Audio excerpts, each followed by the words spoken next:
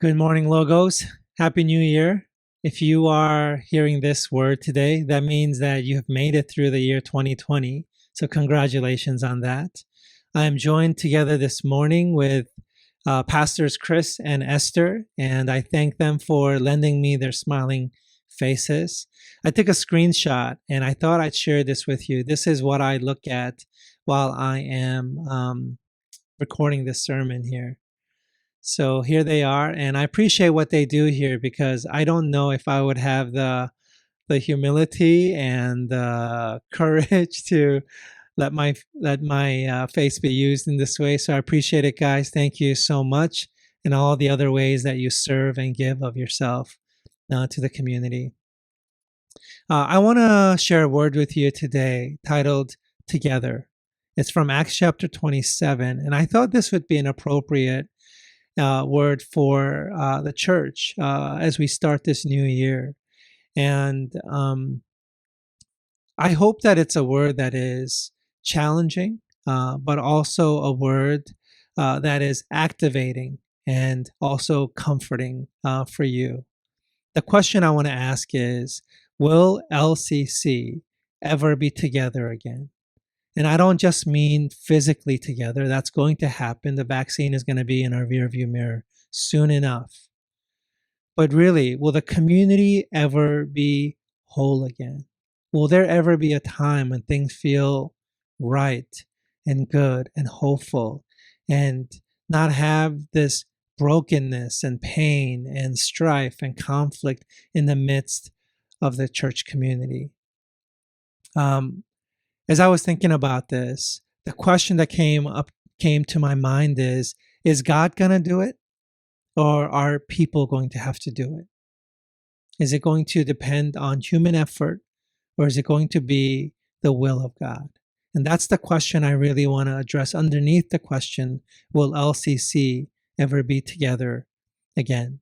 The story that I'm going to read for us in Acts chapter 27 really address this question almost head on. But I think unless somebody points it out, it's hard to see that that's the issue that's unfolding. Paul and these men are out in the open sea. If you are familiar with the Bible, what's happened is Paul was persecuted. And then these soldiers, they learned later on that Paul was a Roman citizen. And so they get scared because of how the way they ill-treated Paul. But Paul, instead of being sort of just walking away, he insists on a trial. He wants to stand before Caesar. And so Paul is put on a ship with these men, and then Paul urges these men not to set sail, but they do anyways. And then they find themselves in the midst of a storm, and the ship is breaking apart, and water's coming on board, and they are having to fight for their lives. And it's the story of how that all goes down.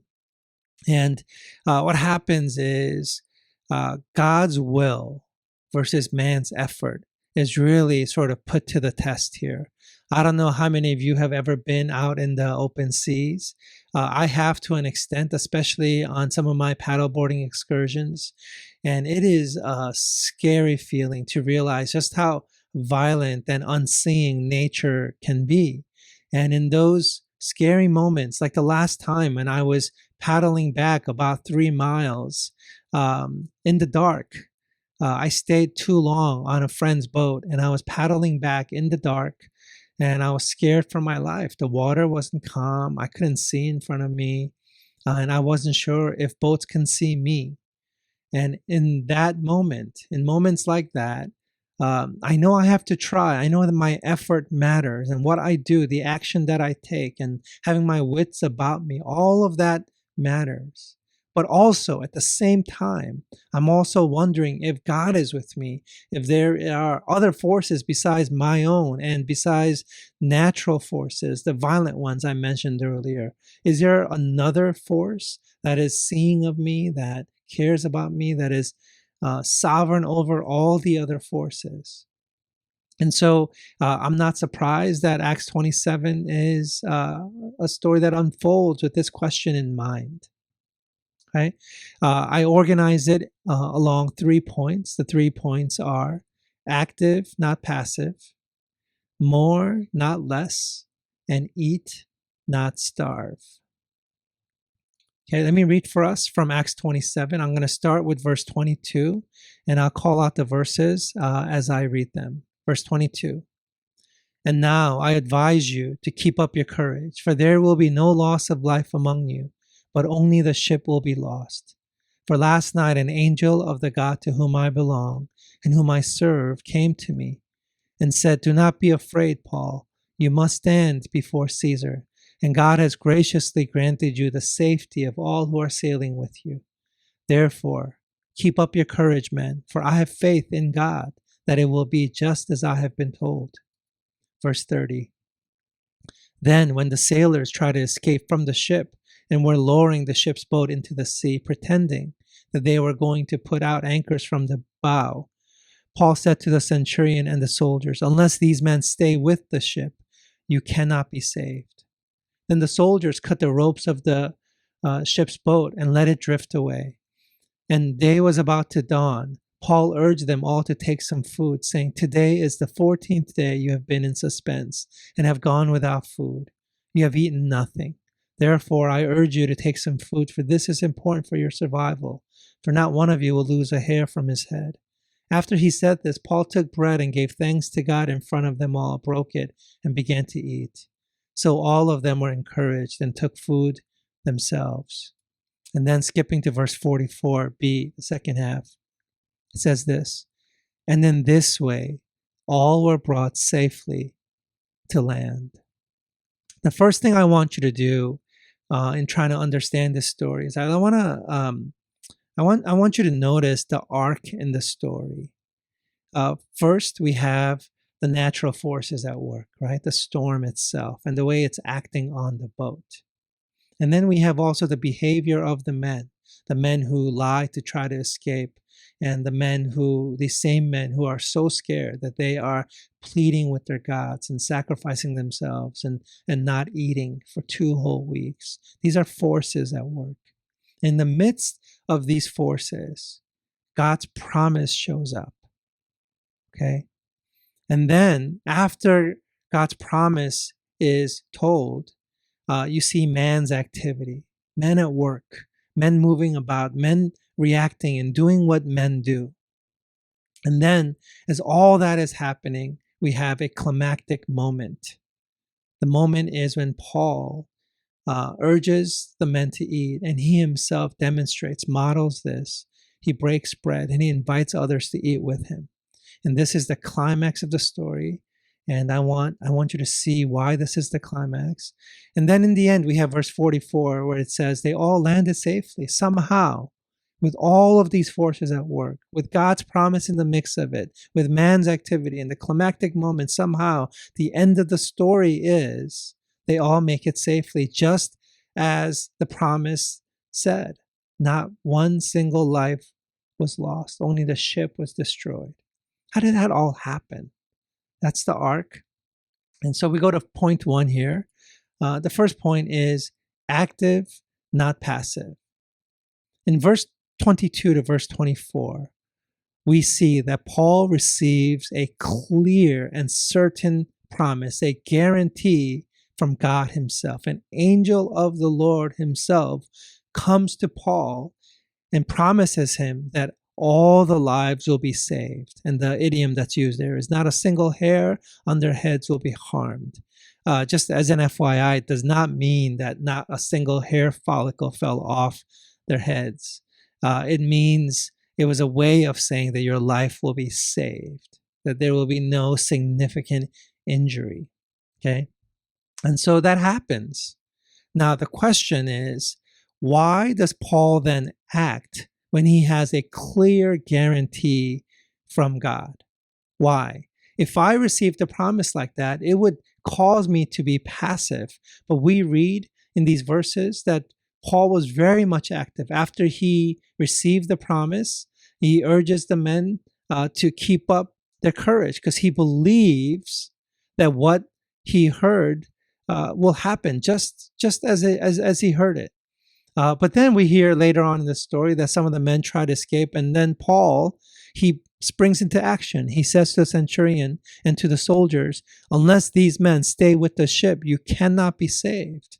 Is Paul contradicting the promise of God when he says this? Is his warning actually true? Can the same man who said, an angel of the Lord visited me last night, also say, unless these men stay with the ship, you cannot be saved? How can both of these things be true? How can God's promise be certain and Paul makes such a conditional statement? Unless these men stay with the ship, you cannot be saved.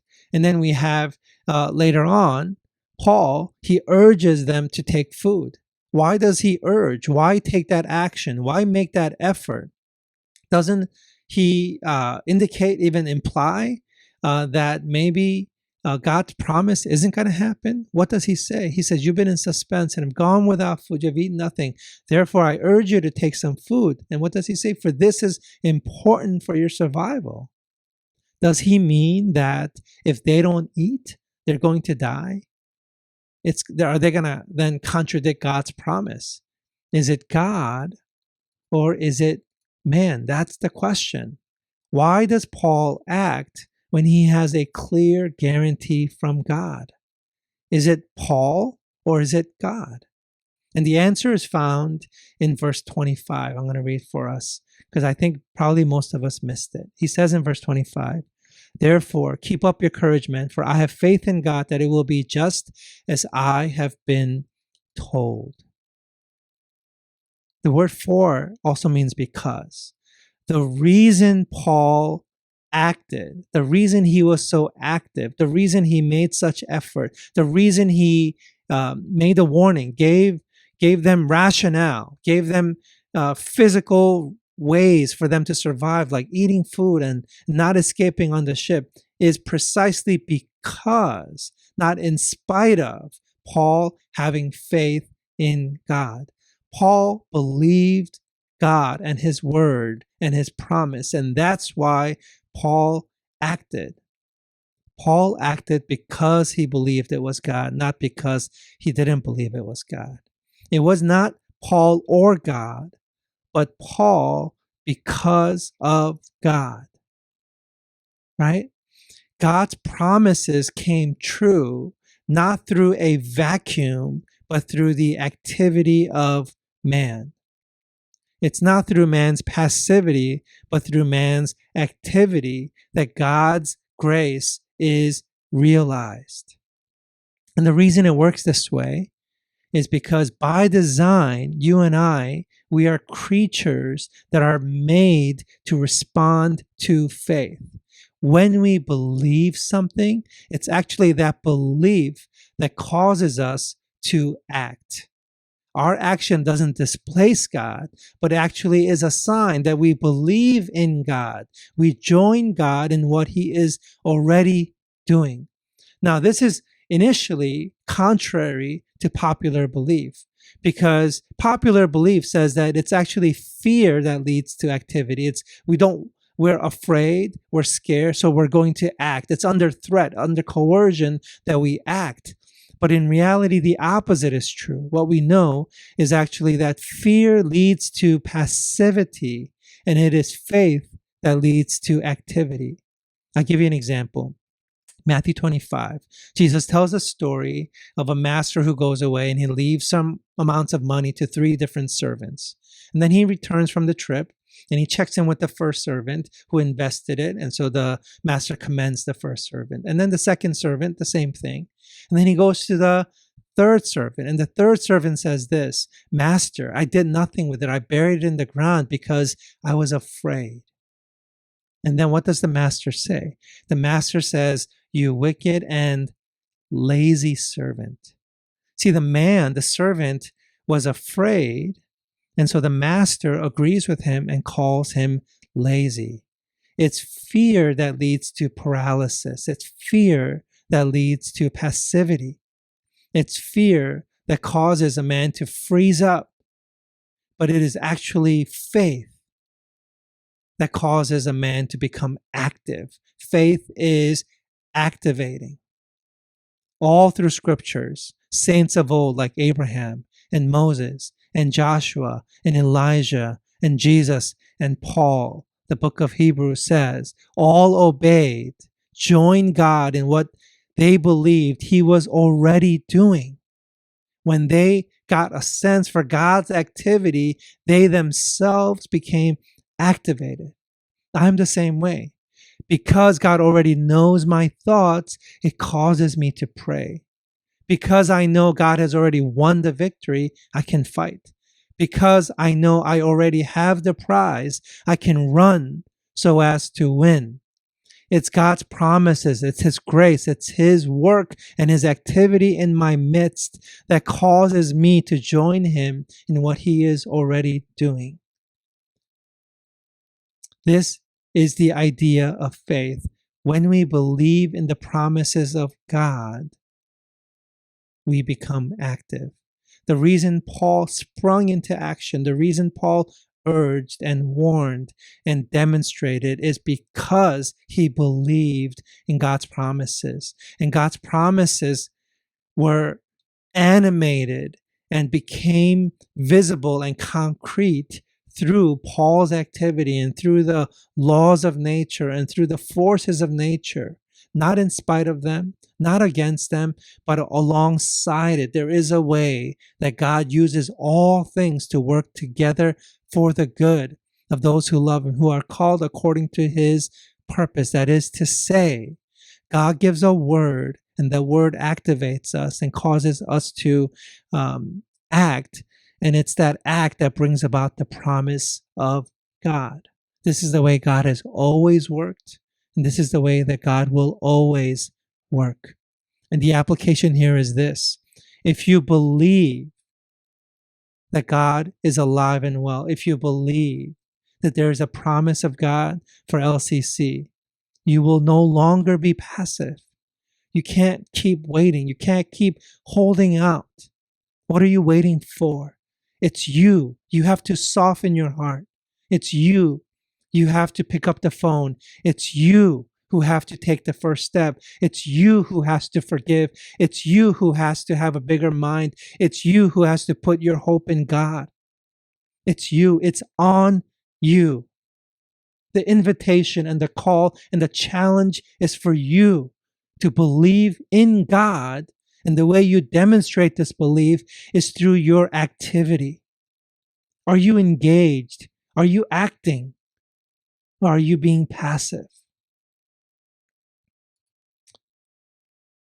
I want you to understand this is not just a spiritual principle, but this is also just the way our neurobiology works, our psychology works.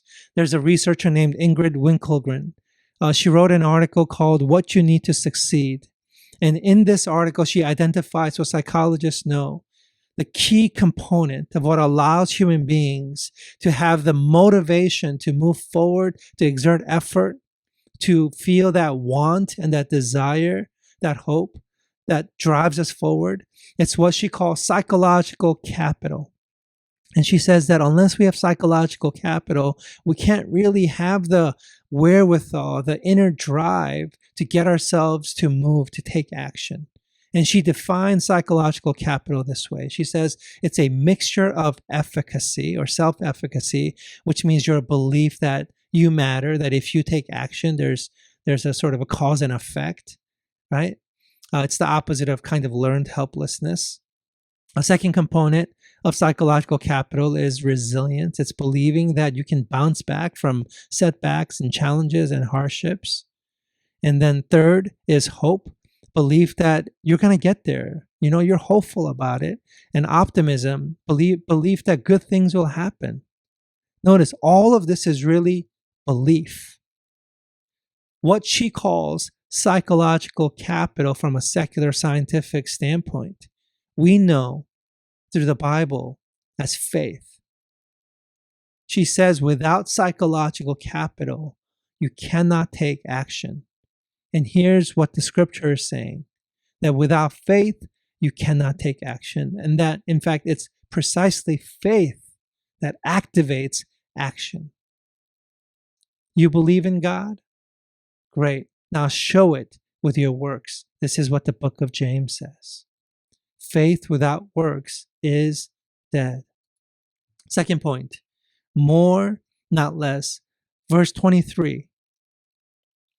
I wanted you to hear me say this because I think you may have missed it in verse 23. God spoke to Paul precisely because Paul was in the midst of the storm. An angel of the Lord came to Paul, not when Paul was doing fine, not when Paul was feeling great, not when Paul felt like life is just amazing. It's when he was arrested. It's when he was beaten. It's when he was persecuted. It's when he was uncomfortable and in pain and disoriented. It's in the state um, of being in an existential and literal storm that an angel of the Lord comes to Paul. I'm not sure you're hearing what I'm saying. Let me say it again. Just when Paul most felt abandoned, that's when God showed up.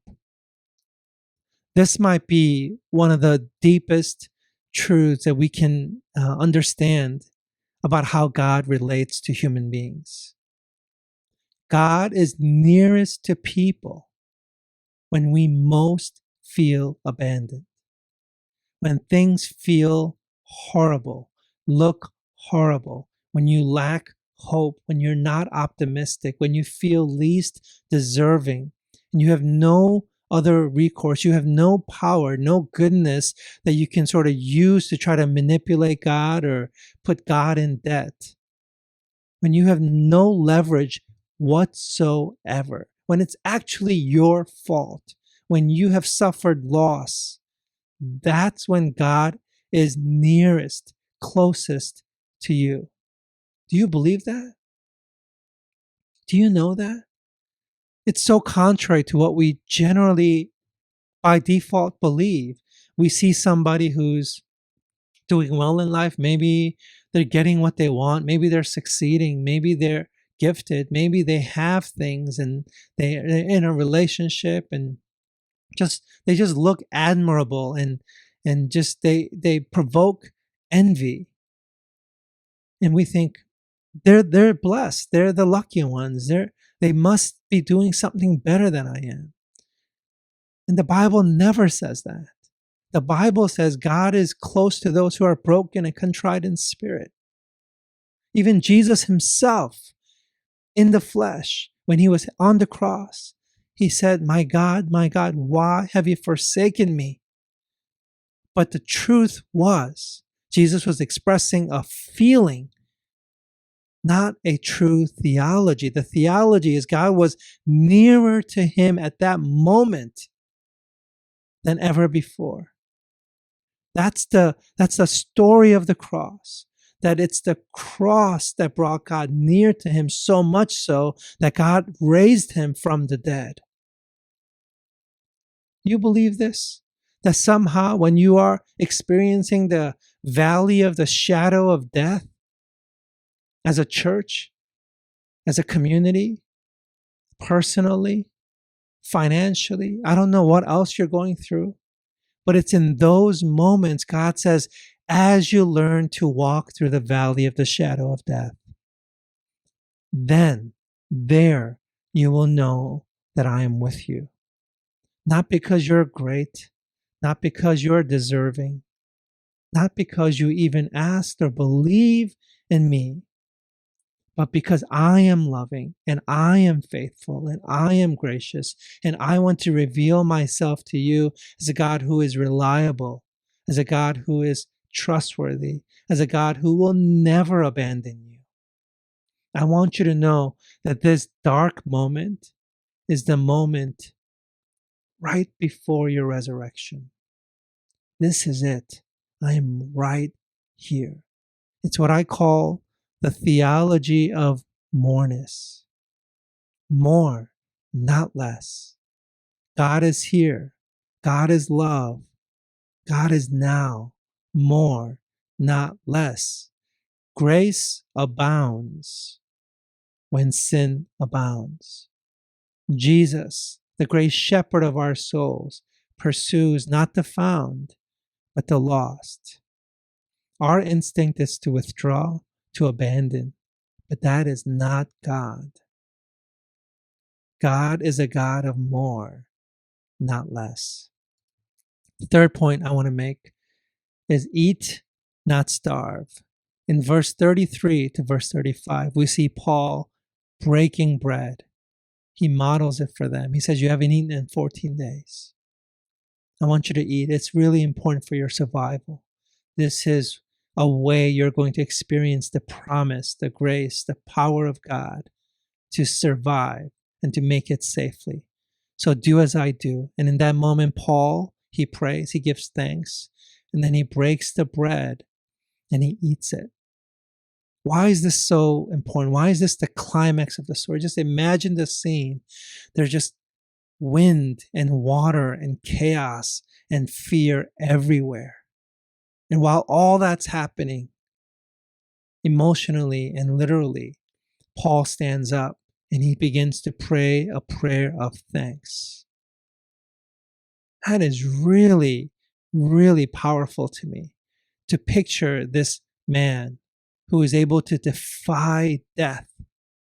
In the midst of the storm, Paul stands up and eats. Paul stands up and gives thanks. Communion, my friends, is what Paul is doing. Communion in the midst of a storm is what Jesus did. Do you remember? The night that he was betrayed, when he should have been at his most panicked self,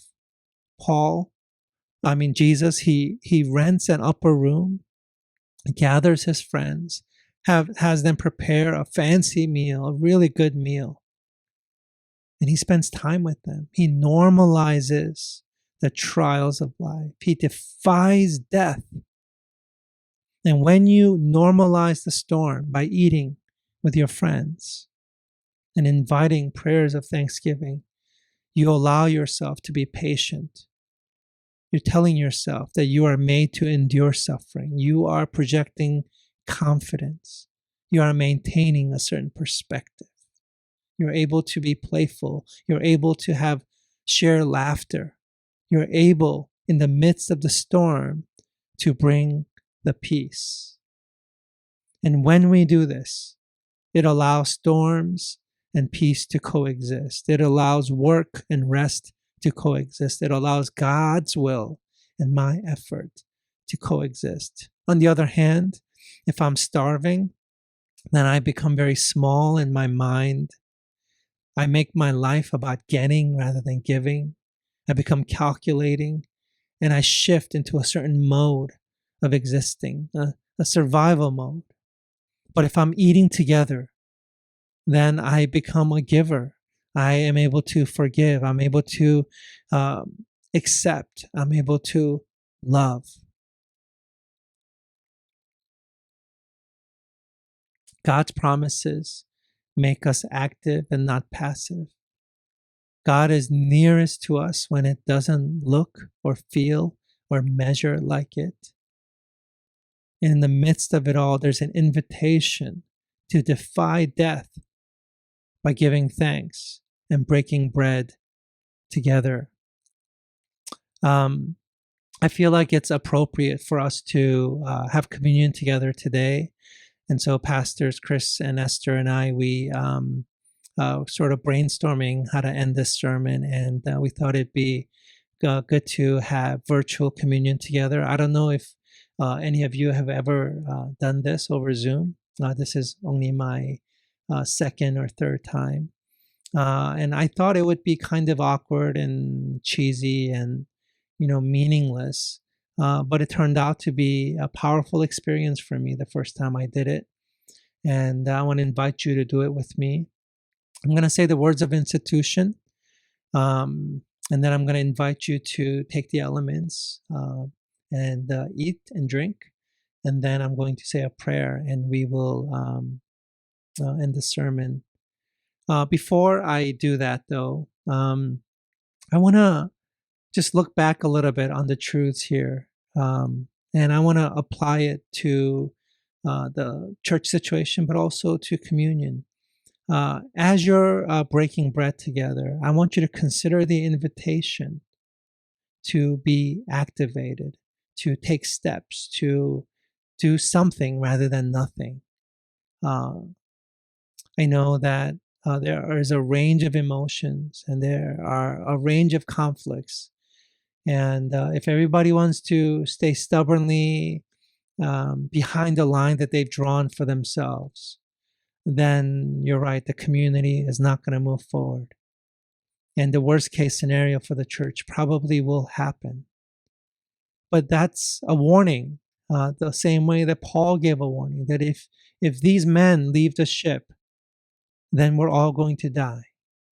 Paul said, if you don't eat, it's not good. It's really important for your survival that you eat. And so I want to share the same word with you today.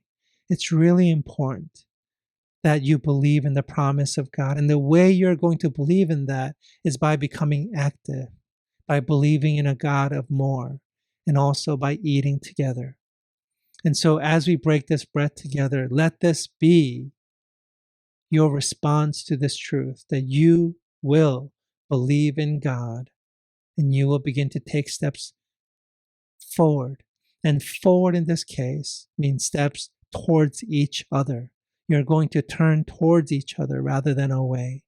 And you're going to give ground. You're going to lose ground because that's what you believe. You believe in grace. You believe in forgiveness. You believe in absorption. And so just know that you are participating in an act that symbolizes this way of life of eating together, and to stay at the table together requires a lot of forgiving, a lot of absorbing, a lot of grace in action. Okay, so let me say the words of institution.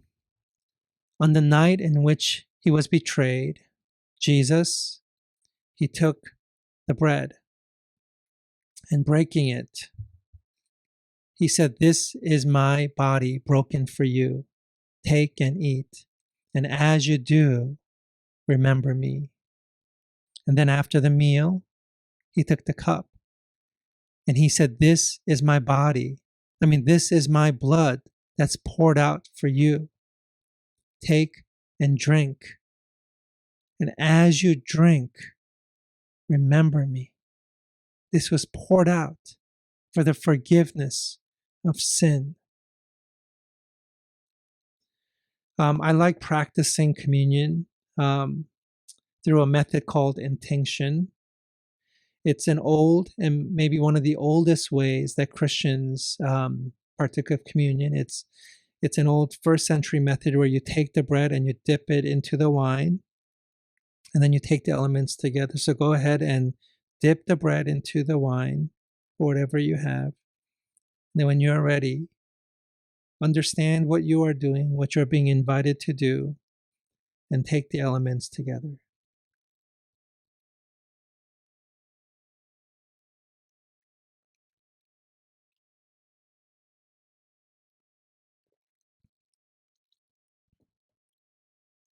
Would you bow your heads and pray with me? Lord, on this day, this first Sunday of the year 2021, we take these elements, your body and your blood. And as we take and eat and take and drink, we are reminded of what this act is. This is an act in the midst of the storm that has been ravaging the church.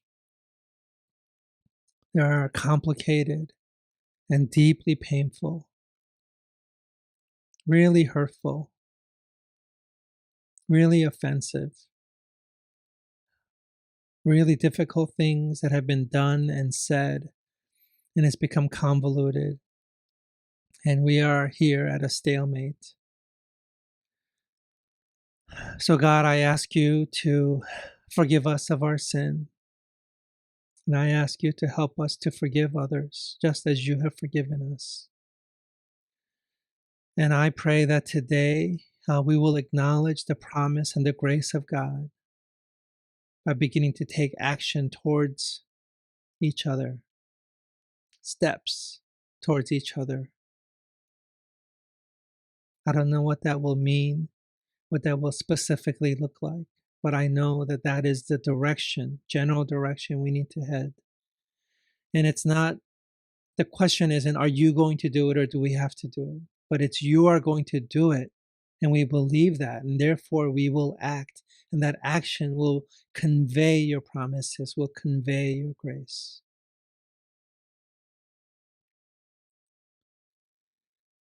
And even if it hurts, we know that pain is proof that you are with us.